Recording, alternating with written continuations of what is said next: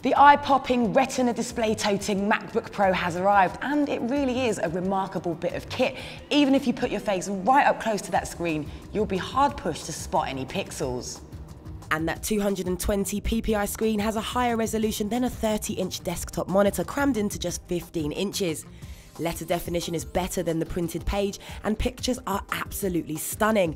It's not quite a case of once you've tried it, you'll never be able to use another monitor, but you'll definitely be aware of other screen shortcomings in the future. The screen is beyond sharp, with not a jagged edge in sight around corners and curves. It's also bright and colourful thanks to its IPS design. And in order to stop the text and images appearing tiny on the Retina display's immense pixel count, Apple has introduced a new method of scaling things on screen. If you didn't know, it's exactly twice the dimensions and therefore 4 times the number of pixels as a standard MacBook Pro's 1440 by 900 pixel screen. And OS X has been configured so that the desktop and font sizes appear exactly the same size as on the older panel, just much better defined. And you can choose scaling options that mimic other 16 by 10 sizes, but the one thing you can't do is select 2880 by 1800 for the desktop. Now, in order to support applications that don't take this scaling into account, OS X pretends it has a native resolution of 1440 by 900 pixels.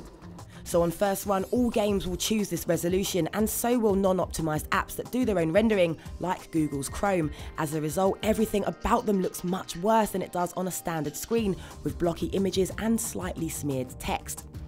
But not all applications have been designed specifically for Retina. LibreOffice, for example, looks and behaves beautifully.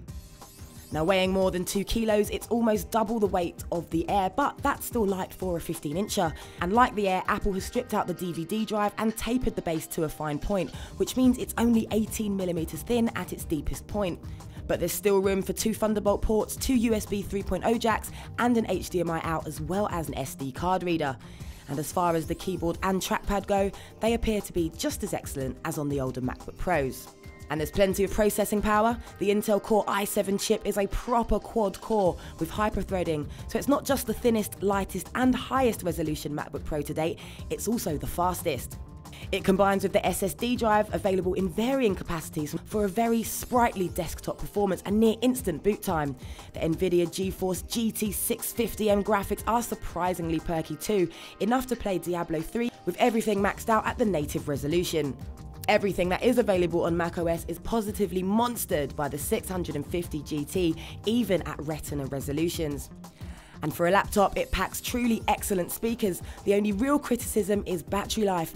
Apple quotes 7 hours, but a straightforward video rundown at half brightness saw it last for just 3 hours and 20 minutes. While working and browsing the web ran it down just a little bit more, which is a little bit disappointing. Technically speaking, the MacBook Pro with Retina display is a straight 5 stars for excellence. However, it is expensive, and for how long will that Retina display remain a novelty? That minor gripe aside, you're looking at an incredible laptop that will be remembered for its groundbreaking display, but is actually superb for many other reasons as well.